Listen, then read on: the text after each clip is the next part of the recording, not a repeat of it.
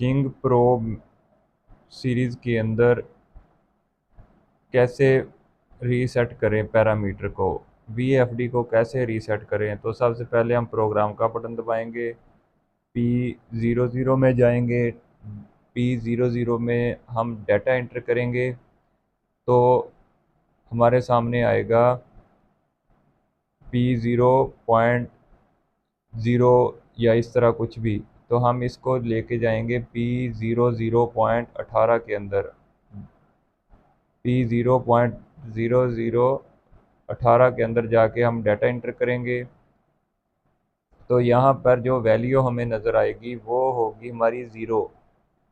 तो जैसे ही इस वैल्यू को हम 1 करेंगे तो 1 करके डाटा एंटर करेंगे तो ये हमारा इन्वर्टर जो होगा वो रीसेट हो जाएगा, वो अपने पैरामीटर को रीसेट कर देगा जो सेटिंग हमने उसके अंदर सेव की होगी।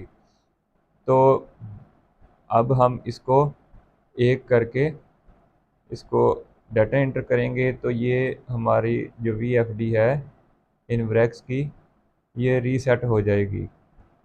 तो अभी मैं आपको इसको रीसेट करके दिखाता हूँ। तो ये मेरा इन्वर्टर रीसेट हो गया।